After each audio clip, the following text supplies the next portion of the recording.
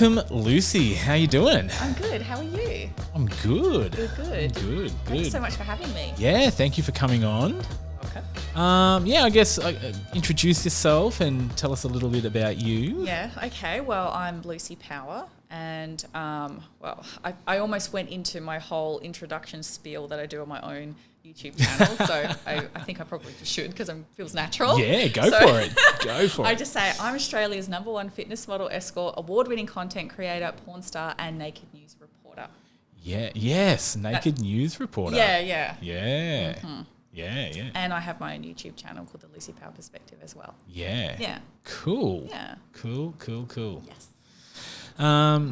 Yeah, and we met a few months ago now. Yeah.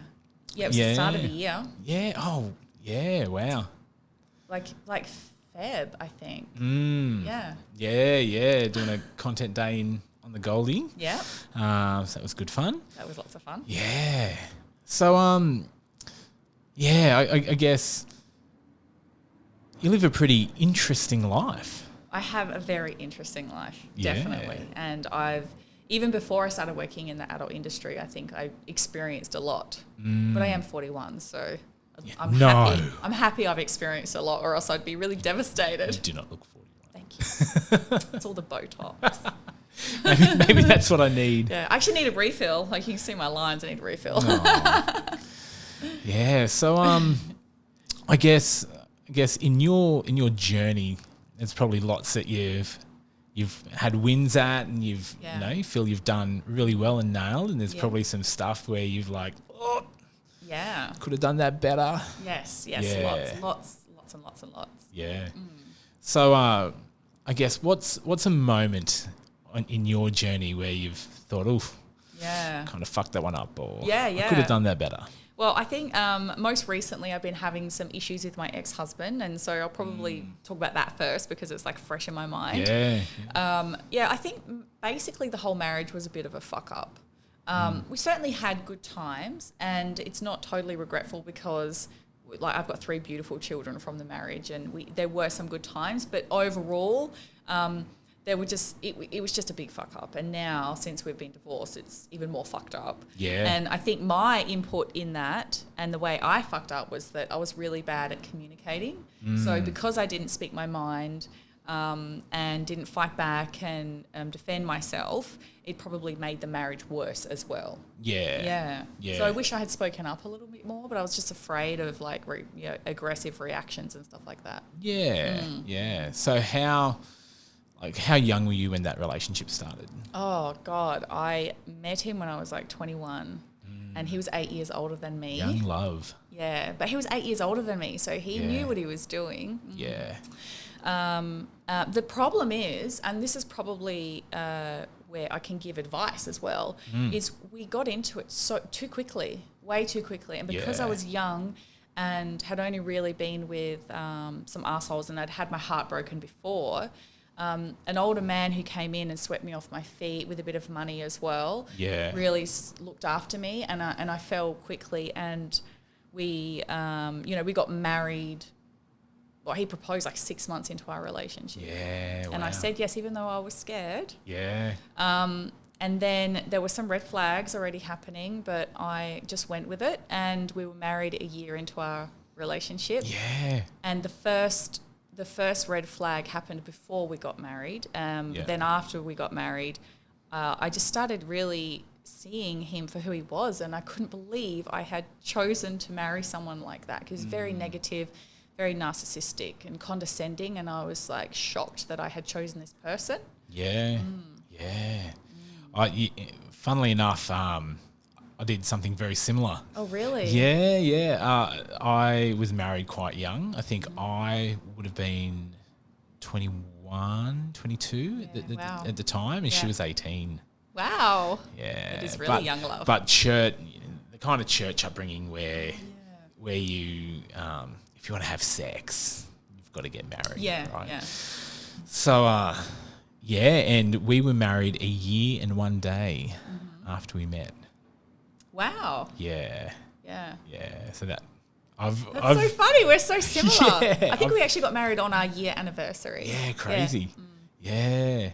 And like, let's face it, in your 20s, we don't know what we're doing.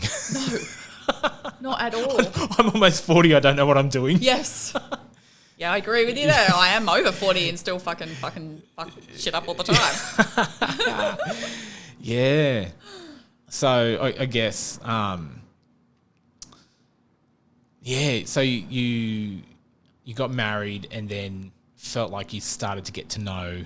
Yes. You got to know the person you married. Yes. After. Yes. You were married. That's exactly right. Yeah. And that's sort of what I wish. Sorry. That's right. That's right. That's what I wish I had thought more about, is just be with a person for a few years before you really get to like be committed to them. Yeah. Yeah. Yeah. Big fuck up. Yeah. And I guess relationships are hard because you, like, even if you know someone in one way, on one level, yeah, like living with someone and, you know, sharing a life with them and, you know, merging a life with them is such a different experience to just knowing someone. Yes. And then people change as life goes on as well. That's and right. Yeah, it's the whole experience can Yeah. get really messy. It can. Yeah. Do you want to lean in a little bit more? Sorry. Yeah. That's right. No, what am I doing? I feel like I'm dropping out. Yeah, I'm gonna mute you. Not permanently.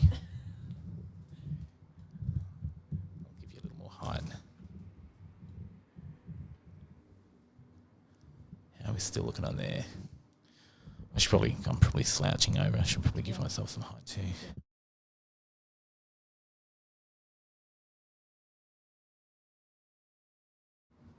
Alrighty. That better? Yeah. Okay. Yeah. I'll try not to yell now. Don't yell at me. Yeah, okay. So married young. Mm-hmm. Married young. Mm-hmm. So what was your experience then? You said, you know, all those kind of narcissistic tendencies started to come through and he wasn't quite the person you thought that he was. Yeah. Just a lot of like angry tension in the air, and always making me feel like I was making the wrong decision or doing the wrong thing. Yeah. You know, like if I wouldn't be yelled at, but there was a lot of tension, intimidation. That's the word I'm always looking for. So the thing with emotional abuse, which really sucks about it, is that there's no physical scars. Yeah. And it's really hard to like pinpoint like a time or a place that it started, because it's sort of like insidious and it just creeps in. And his biggest thing was intimidation. I felt scared. So even though I was never attacked, I felt like I was going to be. There was scary eyes. There was silent treatment. And then lots of gaslighting. Yeah. And just being told that, basically made to believe that I wasn't important in the relationship because he was the one who went out and earned the money, even though he said to me I never had to work again because I was the mum and I was looking after the kids. Yeah. But I really felt insignificant in the relationship because he'd always be like, well, I'm the one earning the money. Yeah. And then when I tried to study and get a degree, he didn't want me to do it. And then when I just decided to do it anyway, he was really fucking unhappy with that and would create arguments every time I had exams or assessments due because I wasn't paying enough attention to him. So it was that sort of thing. And that was like really towards the end of our relationship. I was ready to fucking get out of there. Yeah, he just wanted the kept woman. Yeah. Yeah. Yeah. And to be his like dirty little slut, but not. Like, don't go too far or else then you're a fucking slut.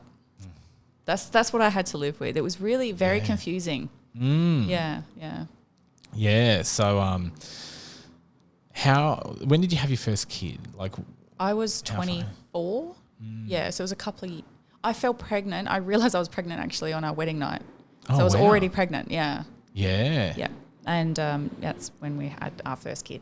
Yeah. Crazy. And then I realised that I think, like in hindsight, it was a mistake, but I love my kids, so I wouldn't change it for the world. But I realised the reason I kept having kids was because I was looking for love. I was looking for an actual, real, genuine connection. Yeah. I didn't really want any more kids, but it just felt so natural to me to be like, all right, I'm ready for another baby. Yeah. And it's a different kind of love. And I mean, I've got 3 kids as well. That's okay. Sorry. Yeah, I mean, I've done quite a bit of social work. Yeah. In my working life, and I think when you're missing other kinds of love, and I've seen it especially in young girls. Yeah. This ideal of having a baby. Yeah. This little human that will love you no matter what. It's there's this crazy attraction to that, and unfortunately, I've seen girls as young as 14, 15, like really, like that's what they want. Yeah, yeah. They want to get pregnant. They want to be a mum. Wow. And it's to have that love is what they're chasing. Yeah. And it is the ultimate sort of love. But if you do it too young, you're going to struggle, and then you might resent it because you're struggling to survive. Yeah. And then you don't really have that mental space to be able to give the love because you're focusing on survival. Yeah. Yeah. But you've got few beautiful kids. Yeah. So the good thing about the marriage is it taught me so much about people and about myself. And in the end, that is the deciding factor to me, like going to see a psychologist to actually deal with past trauma. And also I'm stronger in terms of dealing with people now in the future when it comes to people treating me like shit now. It's easy for me to communicate my thoughts. Yeah. So I guess what were those big lessons that relationship taught you? Yeah, I think to not like dive in too quickly, to give a relationship time to develop and to really get to know someone, and to get to know someone in different situations as well. Like I have a boyfriend now, and we've been together for we're coming up to 3 years now. And we did it really slow in the start. And it was quite casual, but everything is great now. We know each other really well. Yeah. Still wouldn't marry him. I just don't think I'd marry anyone. I don't think that's think you're breaking a lot of hearts right now. Probably. I do get proposed to on the daily. Yeah. But I think that's the biggest lesson is that just to not jump in too quickly. Yeah.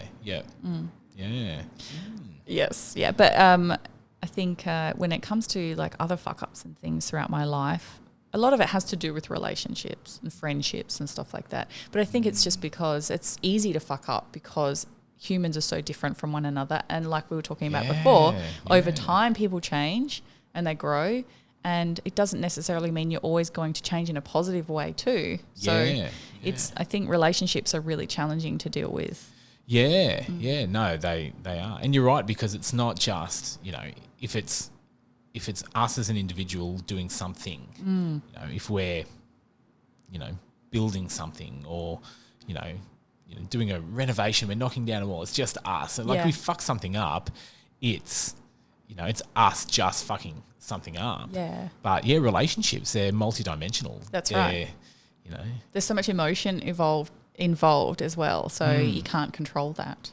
And the wall's not going to do anything to hurt us and upset us and push our boundaries and test us as well. And I mean that happens in all kinds of relationships, whether it's an intimate partner or friendships or working relationships or whatever. That's right. It gets tough. Yes.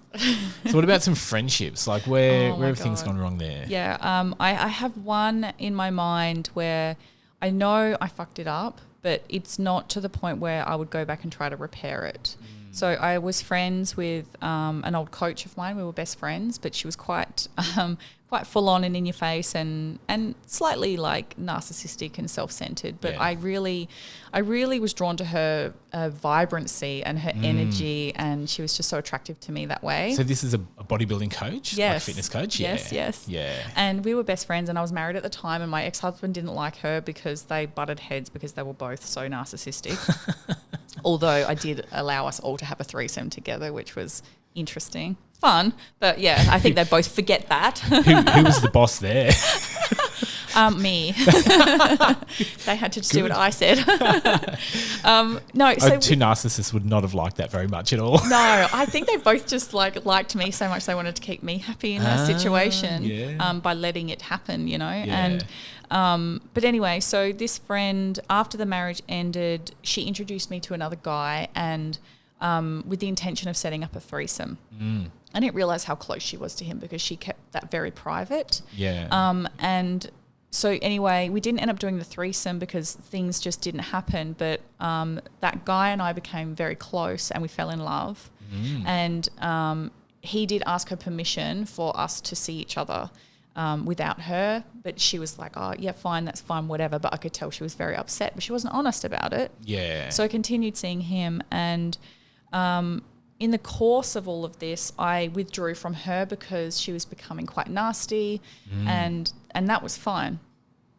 But what happened, I was still friends with her, but not officially broken off. Yeah. And this guy friend of mine told me that she ripped him off a lot of money so she could go overseas to compete, and that he wanted to have nothing to do with her, and he wanted me to drop her as a friend. Yeah. And another friend that we were also in a group with. He's like, that girl is a loser. She's going to bring you down. And then the coach, she's a bitch and she's going to fuck you up. And I don't want you to be friends with them. Yeah. And I listened to him and I cut them off. And that was really hard for me because even though I was sort of withdrawing from her a little bit, we were still friends. And she helped me. She did help me one night when my ex-husband terrified me and I had to leave the house with the children because he was drunk and very aggressive and I wasn't sure how it was going to end. She let me stay at her house that night. So even though she was quite narcissistic and self-centered, there were still elements of her that were very kind and helpful to me. And I cut her off and ended the friendship with no further discussion or talking because a man asked me to. Yeah. And now I'm no longer talking to that man. Not that we're unhappy with each other. It's just that our lives have sort of gone apart and we're no longer really friends. Kind of lost a friendship. So I've lost, I lost two friends because of him, and now he's not even really a part of my life. So that was a bit of a fuck up. I wish I had handled it differently, and I wish I had continued to see her and this other girlfriend as friends, and then decide on my own. If over time it wasn't working, I could stop seeing them, not do it because someone else told me to. Yeah. And it's a hard thing, I think, to do is to sit in our own truth, especially in intimate relationships. Because we fall in love, we love this person and we want to keep them happy, and they're such a part of our life. Like, you know, if you look at anybody's kind of normal life, if you sleep for 8 hours, if you work for 8 hours, and then you've got, you know, other bits of life, you know, you go to the gym, there's an hour or two there, you do it, you know, if you've got kids, you're getting kids off to school and getting kids home, you're doing extracurricular activities and you might have an hour or two to spend with somebody else. And if you're in an intimate relationship, it's normally that person tends to take up that space in your life. So you want to keep them happy. It's very hard to stay authentic and true to yourself. And I've been reading a book lately that's kind of talking about that, and it's written for men and kind of saying, you know, don't sacrifice your truth for what a woman wants you to do. Yes. Like, it's okay to go, all right, I'm going to take that feedback on. So for you, you know, this guy could have said, you know, I don't want you to see these people, and here's why. I think the real challenge is to go, okay, hear that person out. Yeah. Go, yeah, okay, I hear you. Let me think about that. Put that against your own truth. Yeah. And then stand in your own truth. That's right. Fucking hard. It is hard. Yeah. But I think that's the one good thing about becoming 40 is you just start doing that and you start being okay with that. Yeah. That's the beautiful thing about getting older. Yeah, you care less and less about... Yeah. You know. Although I do struggle a little bit with considering myself to be selfish, and that's one thing I have to work on with my psychologist, because now that I stand my ground and I make decisions about my life and what it is that I want to do, there's still a part of me that hears my mum saying, you selfish bitch, you know. So, but I think society really makes us believe that if we, you know, live our own truth and live the life we want to live and not listen to other people or like still be respectful of their wishes or whatever. Yeah. That we're selfish, and it's people still don't want to accept that. Yeah. Yeah. You're right. And I've often found there's a lot of, and I've heard it from a lot of other people to say, well, I'm just doing me. I'm not trying to hurt anybody. I'm not trying to do this. I'm just doing me. And then I've struggled to go, okay, well, I'm just doing me. Yeah. I'm just doing me. But I've always been a people pleaser. Yes, me too. And I've always, I never really had a girlfriend in high school or anything, because not that I was insecure about myself, but I was always so worried about other people, like other people's reactions, not making other people feel uncomfortable. Yeah. And I don't want to, we're such good friends. I don't want to weird them out. And yes. So I've never. It took me a long time to start to go, okay, this is what I want. And actually go after the things that I want. Yeah. It's a whole different dynamic. Yeah. It's really interesting. How you say that, like, you avoided relationships because you didn't want to upset other people. Whereas for me, what I became was a liar. I just learnt to lie to everyone so that I could keep doing what I want but not upset other people. Yeah. But now I'm not. I'll just be honest now. And because I've accepted who I am as a person, and if people don't like it, that's on them. And I'm never mean or anything like that. But, it's better not lying.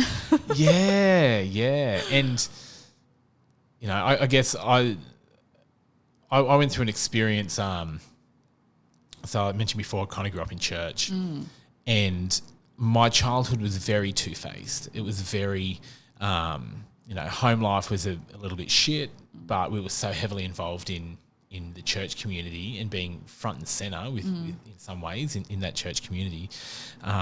We had to pretend everything was rosy on the surface. And I got to my late teens and I was like, fuck this. Yeah. Like I just, and I developed this real kind of almost rebellion to hiding how I was and who I was, and kind of developed this mindset. And I had to, drill it into myself time and time again that if you don't want people to know, don't do it. Yeah. And so that would always go through my mind. I'd be like, okay, like, do I give a fuck if somebody knows that this has happened or not, that I've done this thing or not, that I've had this experience or not? And that was kind of my guiding force for a while, was to go. And that helped me kind of try and be as honest as I could, because I felt like so much of my childhood was a lie. Yeah. So like, did you come unstuck? Like you said now, like you try and operate in that truth, and not lie just to keep people happy or please people. Yeah. Can you tell me about a time where you kind of came unstuck with that? By being honest? Or lying. Yeah. Oh, being caught lying. Yeah. Oh, yeah.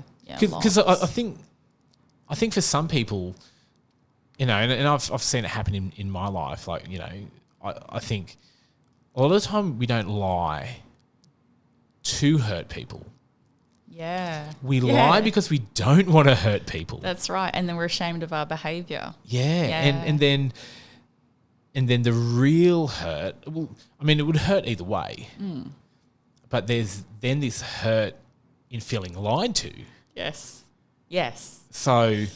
Oh, yeah. Yeah. It depends on how much I want to reveal about myself. Like, because I've done some really dodgy things. As much as you want or as little as you want. Yeah. Like, I'm not ashamed of this experience. And it has to do with lying and how that came unstuck. So I've dabbled in drugs before in my life. Yeah. Nothing too serious. I've never been an addict or anything like that. Yeah. But my mum was an addict and an alcoholic. And there was this one time I was engaged to my husband, and I went back to my hometown it was for like a sibling's birthday or something like that. And there was like, The Living End was playing in this town too. So we planned on going to see the band, and it was just going to be a great night. And I rocked up, and my mum gave me some speed straight away, and I ate this speed. But I knew that my mum was an injector. because she was an addict. She was like, this is the only way I can do it now. Yeah. And so, we'd gone to see my grandparents. We're hanging out with them for a while. And then we went back to this house where my mum was going to score some more drugs. And I was with my sister as well. And she's like, we're going to have some drugs and I'm going to inject. And I'm like, you know what, Mum? I was like 21 at this stage. I'm like, I think I want to try it like that. And she's like, what? No, I don't think so. I'm like, well, I'm an adult and you're an adult and you're sitting there doing it. So you actually can't tell me that I'm not going to. I don't know how to do it. So you either have to do it for me or get your friend to do it. Yeah. And so she's like, okay, fine, but I don't want to see it. So the friend did it for me. He injected me with speed. And my sister was there too. He did her. She's 2 years younger than me.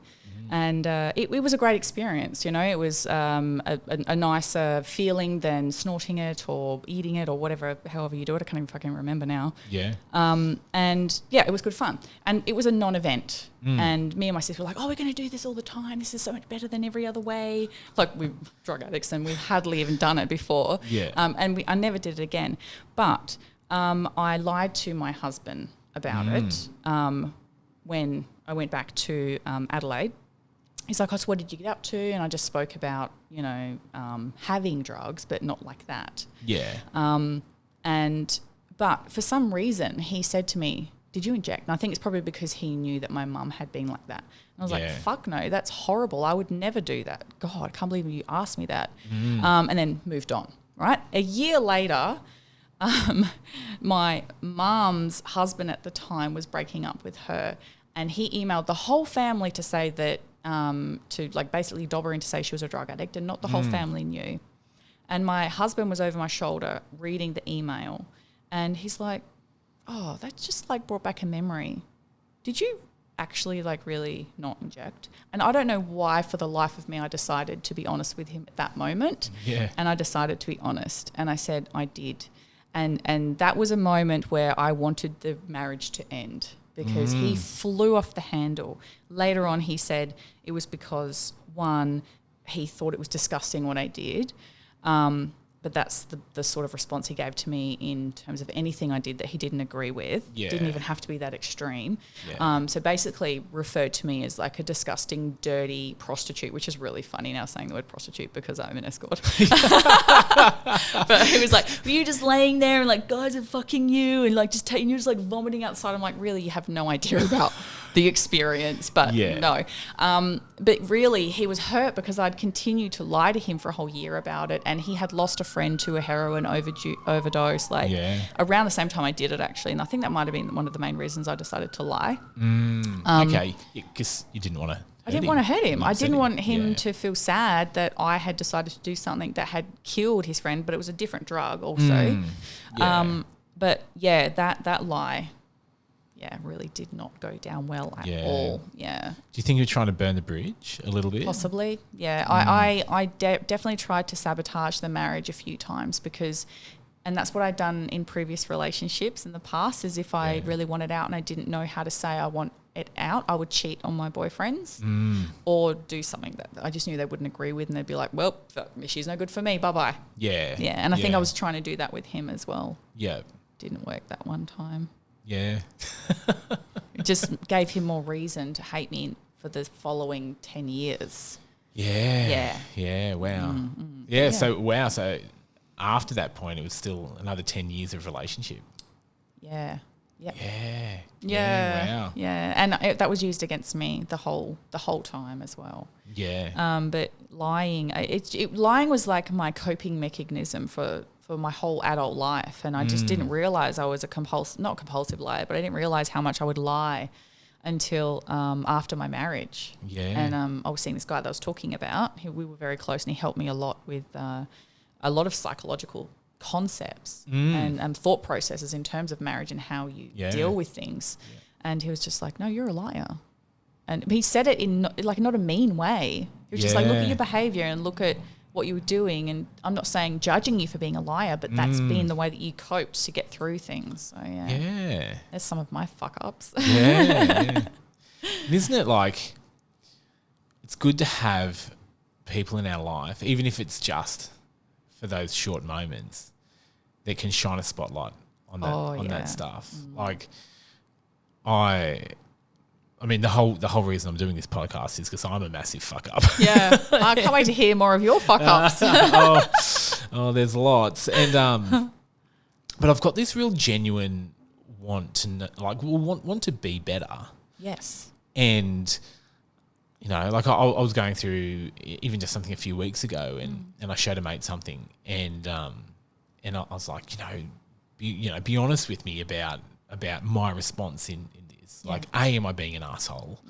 And and what do you think about the other person's responses to it all? And he goes, he said, "Oh, you're definitely in there playing the game." Yeah. It's like, oh, okay. And I said, somebody had said to me it was there's a lot of gaslighting. And he goes, yeah, but you're gaslighting too. And I was like, oh. And I said, look, I'm not defending myself, but how? Like, shine that spotlight on me. Yeah, like, just explain it to me. Like, show me what I'm doing. Because I don't want to do that shit. Yeah. Like I want to act better. Yeah. I want to, take responsibility for my actions, and I want to be the best human I can. Yeah. But we need those people in our lives to kind of shake us by the shoulders sometimes and go, hey, like, this is what you're doing. Yeah, I love that. And I appreciate that so much because I never had that growing up. So I had no idea about my own shit behavior, and I didn't realize how manipulative I was. So even in that horrible marriage where he was narcissistic and horrible, I was quite manipulative. And it wasn't until upon reflection and dealing with this friend of mine who was just so experienced in all of this stuff, shone some light on it. And I was like, and he goes, it's not bad. That's what you were doing, and that's what you're doing with me now. And I'm just explaining it to you.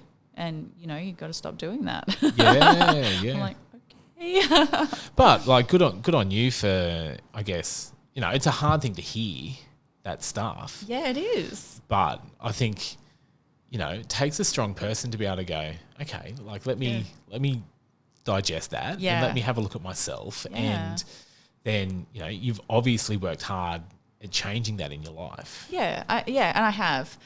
Doesn't mean I'm still not fucking up all the time, but a lot of my fuck ups now are a result of not dealing with a lot of shit in my past. Yeah.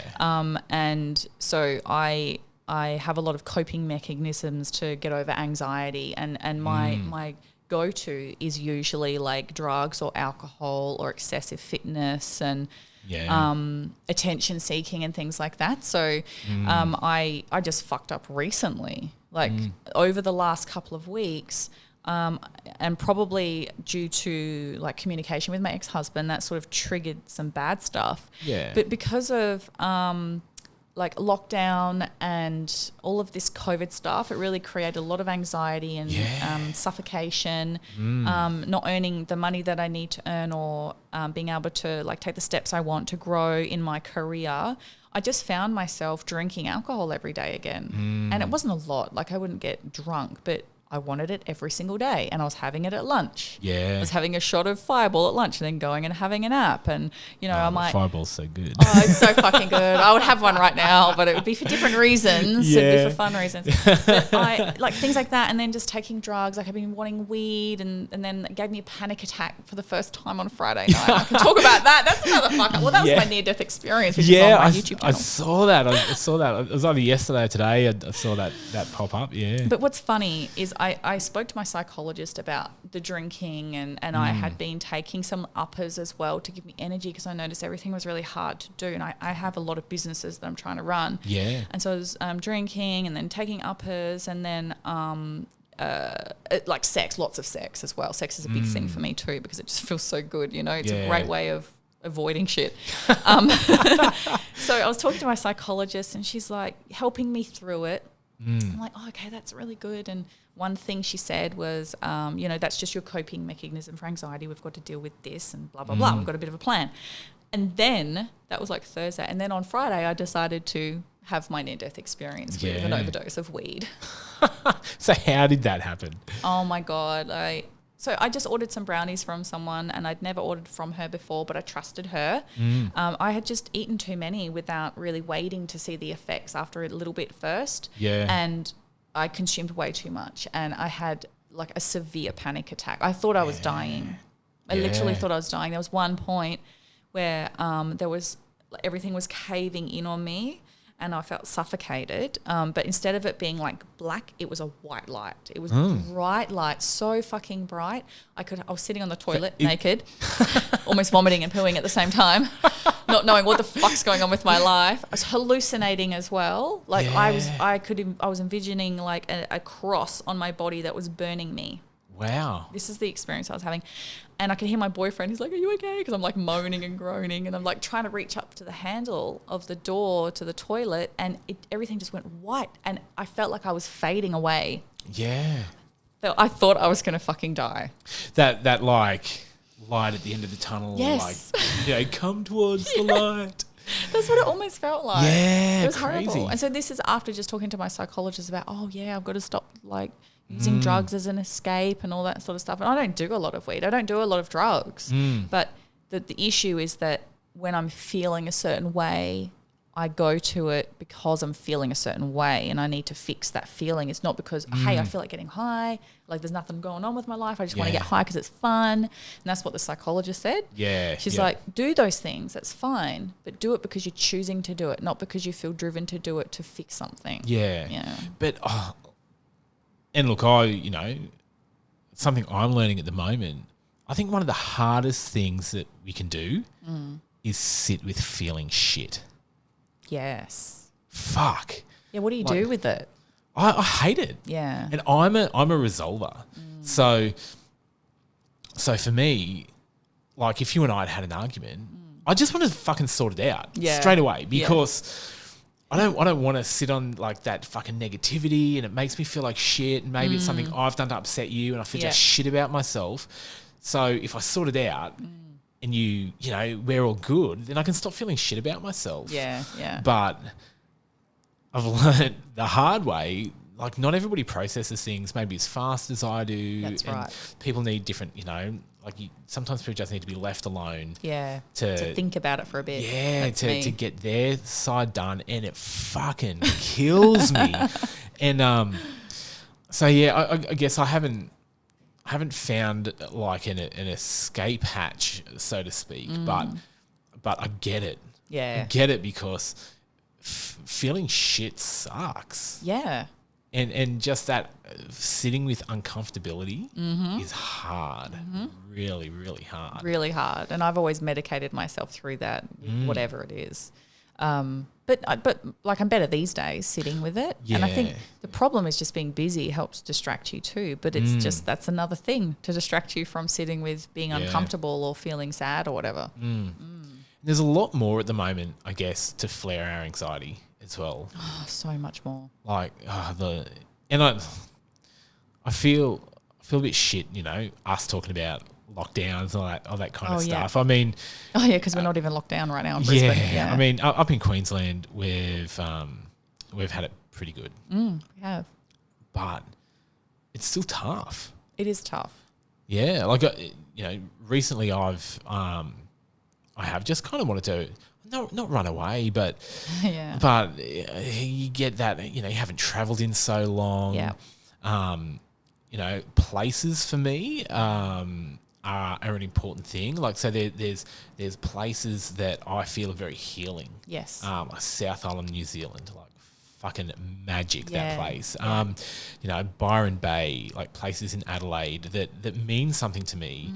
And when you're going through shit in your life, like that's one of those things that like helps you, recenter, reground. Yes. You can't do any of that shit. I know, that's been hard for me too. Yeah, because travel for me is a fixer for me too. It's not necessarily any particular place. It's the process of travel itself that I like. It's just getting to the airport, getting on the plane, on my journey. It's the journey that I really like, and then the destination and the whole experience as well. But yeah, I'm the same.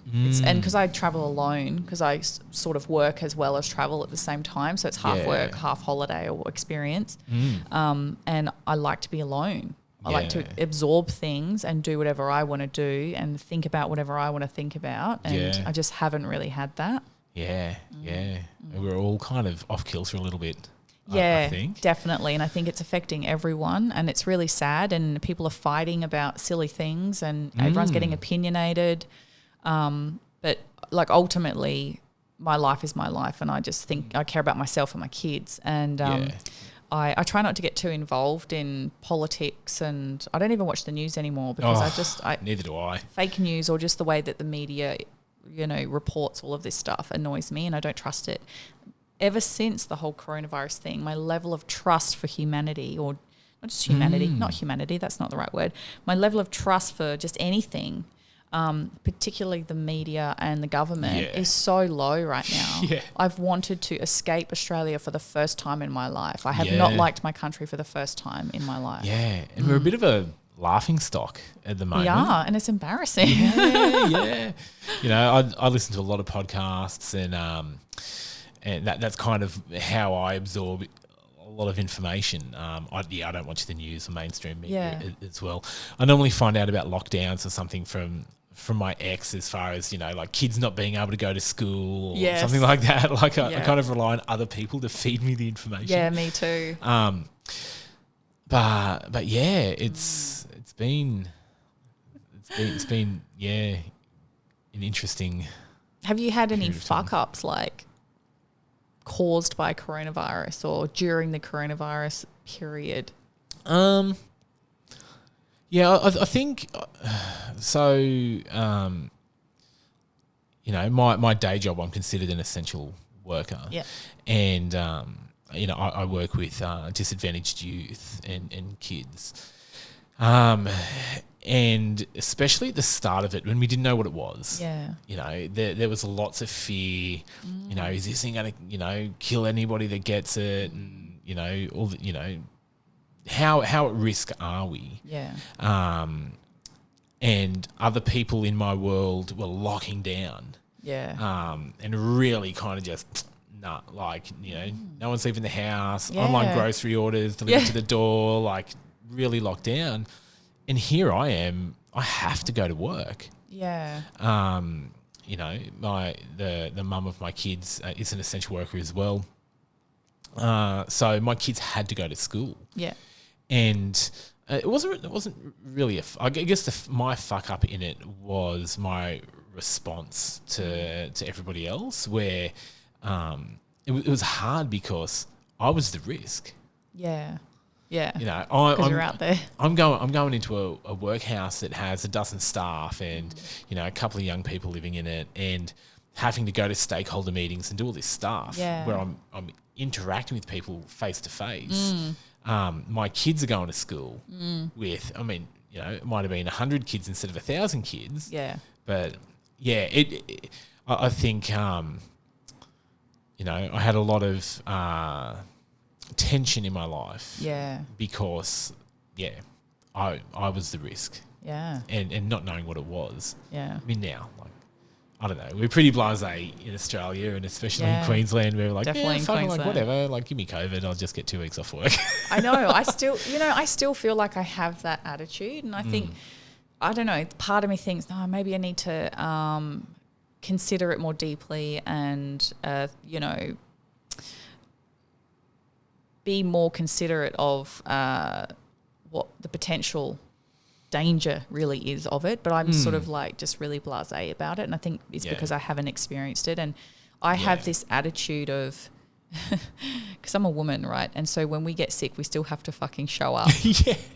There's and because I've been, even when I was married, I felt like a single mum because my ex-husband worked away a lot. He did FIFO. So if I was sick, I had to still fucking look after the kids. I didn't have any help whatsoever. And so I sort of still have that attitude like, it's a cold. Yeah. But people are getting really sick, but obviously they were sick before. Yeah. Or, they're just, it's fucking them up more than some other people. And I know that that's probably the wrong attitude to have, but that's sort of still where I sit. And I think it's because I haven't been sick and I haven't known anyone who's been sick. Yeah. My ex-husband got it, and it was unfortunate that he survived it. It's a horrible thing to say. Could have been the silver bullet. Yeah.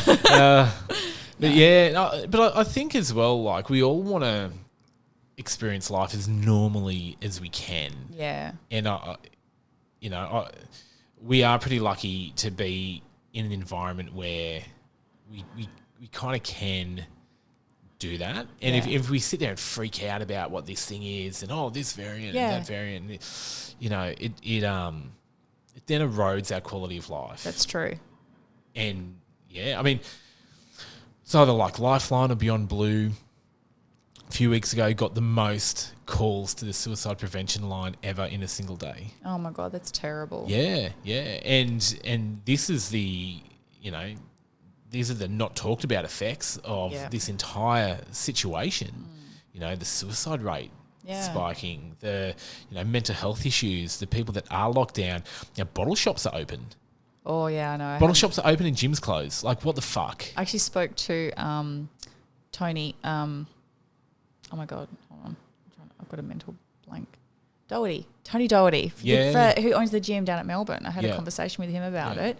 He said the same. He's like, my gym is shut, but bottle shops are open. It's insane. It makes me so mad. I think I have this deep rage inside and it's not coming out. Yeah. And I think that was also contributing to a bit of like me drinking and having lots of sex and all of those behaviours I would do to cover up anxiety in the past. I feel like I was doing that as well because I really do feel very angry about the whole process, everything, the experience of it and how we're responding to it. But there's nothing we can do about the response to it. That's the government's choice. Yeah. So, but I sort of feel like a puppet as well. And so I'm just like, fuck, get me an espresso martini and a hard dick. Cure anything. Yes. I've heard. That's right. So, and you've mentioned a few times about like seeing a therapist and a psychologist. So that's obviously been a critical part of, your healing and your development as well. Huge. It's been so big. And I've wanted to see a psychologist my whole life. Well, since I used to be a self-harmer when I was younger as well. Yeah. So probably about the age of 18, and I was a heavy drinker as well. I realised I probably needed to see a psychologist because I experienced trauma as a teenager with my mum. Yeah. But I kept getting myself out of any funk I was in. And so I was like, oh no, I'm good. Yeah. I'm good now. And my depressive episodes or my bad behaviours weren't ever bad enough to sort of think that I was bipolar or anything like that. And my depression wasn't bad enough that I wanted to commit suicide or anything like that. So I never really saw a psychologist. And then when I was experiencing problems in my marriage and I was ready for it to be over and I was really unhappy, I went to a doctor and I said, look, I think I finally need to see a psychologist because of this, and this. Yeah. And I think, I could possibly have bipolar because of this, and this. My dad has bipolar too. Okay, yeah. And so the doctor was like, no, I think you just need to get Luci back. But he said my real name. I almost said my real name. He goes, you just need you back. So you need to start like doing things for yourself and maybe and then, you'll start feeling better. And I wish I had started seeing a psychologist then and not listen to the doctor. Just do what he told me to do. GPs as the gatekeepers to everything. Yeah, that's right. Yeah, be fraught with issues. But then I decided this year or last year to start seeing a psychologist, which was actually brought on because my daughter found out about what I do for work. Yeah. And I got her a psychologist because I thought she's going to need to talk to someone that isn't me or her dad or her friends because you can't tell her friends. Yeah. And she needs to deal with it. Yeah. And so I went to a couple of sessions with her and then what I wanted to do was I realised I needed to deal with some problems I was going through with my ex. I experienced my first anxiety attack during COVID. I was like, this is fucked. And I was going on a bit of a spiral. And then also I wanted to try and be the best parent I could be. Yeah. I wanted to make sure that I was doing the best I could under the circumstances because I'm an escort and a porn star. And I needed to make sure that, I was just going to get some advice because I don't have any fucking parents to give me advice. Like, you know, it's like I didn't have parents. They fucked up. That's why I'm a fuck up because they fucked up. But that's why I started seeing a psychologist so that I could develop some proper parenting skills and really give back to my kids because that's the priority. Yeah. And it's hard. I think we've gone through like generations, especially, and I mean like, there's lots of people that have experienced it, but I know as a guy, we've had generations of like fatherless, men, essentially, and who's raising us? Who's teaching us how to how to be men, how to be dads, how to be husbands. You know, my dad, I didn't have much to do with at all. He was a drug addict and in and out of prison, and I've always really respected Mum for keeping me away from him. Yeah, I never had that, you know, that you never let me see my dad, like, or kind of knowing what his life was like. I was like good call on that one. Yeah. But then I you know, had a stepdad from the age of about 5. Yeah. And he was raised by a very authoritarian, hard man. Yeah. Your value was in, you know, being a worker. You know, his whole mentality was, you know, you work to pay off the mortgage, to you know, just. And he was always give credit where credit's due. He was a great provider. Yeah. But wasn't a father. Yeah. His mentality, you know, he was fixing a fence or mowing the lawn. You know, for us to want to get involved, we'd just be in the way. It'd be quicker and easier to do it on his own. Yeah. There was no emotional anything in there. So, but you know, it is this generational thing of you know, and it's great that you have this, you know, passion and drive to be a great parent. Yeah. Because that's how this stops. It is how it stops. It's, you know, by us going, okay, well, I don't know what the fuck I'm doing. Let's get some help to figure out what we're doing. Yeah, absolutely. And then, you know, hopefully this next generation coming up will have it a bit more together than we did. Yeah. And then their kids will have it a bit more together again. And we can, over a few generations, get ourselves back to a place where we have healthy people. Yes. Like, not even just healthy adults, or like just healthy people. Yeah. Because, I think we just live in a society that's so broken. We do, and it's getting worse. And so we really need healthy people, because I fear for the future in terms of relationships and emotional stability of the human race, because of how disconnected we all are, with everything being online, and there's like no safety and no security. And you're right, like, who's teaching us stuff? People online. So, you know, you can go to YouTube and say, how to be a good father, and someone's going to say something about it, but you don't know who you're listening to. So there's probably some really good advice on there. You know, like, my channel has the best advice ever. No, just joking. Don't listen to me. You will be a serious fuck up. Life of Lucy. I do have Life of Lucy. That's one of my channels. But we do need, like, we seriously need to treat our children better so that they can treat their children better, because we're going to need it in the future more than ever. And I was talking to my own mum the other day and saying, you know, like, you know, we're around the age of 40 and we're learning tools now in our life, how to deal with shit and process shit, and we're working through things. Imagine, and everyone has to process their own experience. So our kids, they're going to go through shit. They're going to have to experience stuff. They're going to have to process it and learn from it and grow from it. But imagine the tools that we're learning now. Imagine being given those tools back then. Oh my God, I just wish that all the time. And imagine, you know, being taught how to process things, and how to have self-worth, how to, you know, even the practical things about, you know, how to deal with anxiety, about breath work and mindfulness and meditation, and some of the tools that, you know, that I've been discovering and learning now, that when I feel my anxiety, like, you know, by the time it gets into my chest, like, all right, fucking time out, headphones in, meditation music, deep breathing, like, imagine being taught that as a kid. Oh, my God. I know, right? Like, even my daughter, when she was at kindy, they would teach them mindfulness and yoga, and they would listen to music, and they would do that every day to help the kids, like, calm down and have sleep. It was amazing. Yeah, awesome. But I really wish we had those tools back in the day. Well, and hopefully, you know, it sounds like you're doing everything you can to be an amazing parent. I try, but I still, you know, you still fuck up. But I'm also learning to not be hard on myself if you make mistakes, because that's another thing that can lead to more problems. Is if you hate yourself for the things that you do, you just end up fucking up more. It's a vicious cycle.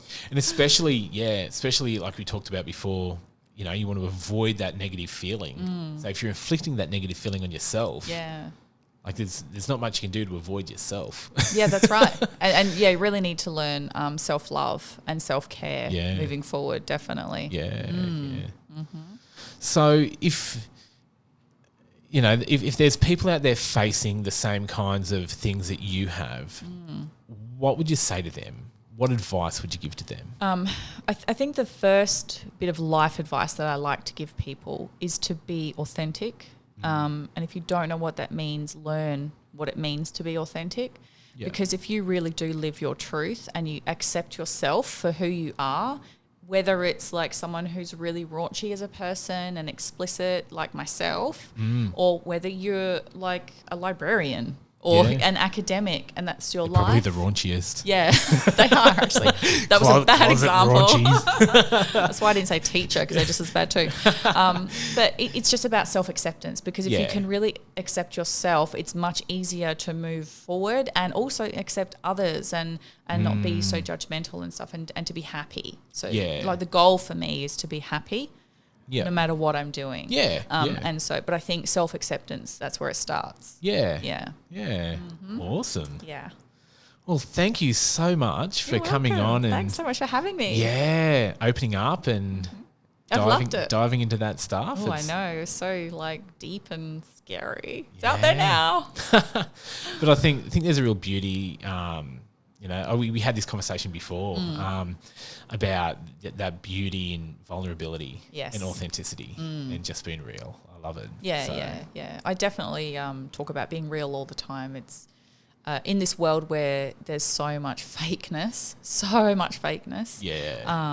I definitely promote being real and vulnerable. Yeah. It's a beautiful thing. Yeah. Well, thank you so much. Thanks for having me. Yeah, and perhaps we'll do this again sometime. Yes, I would really like that. Yeah. Yay. Thanks. Okay, bye. Bye, everyone.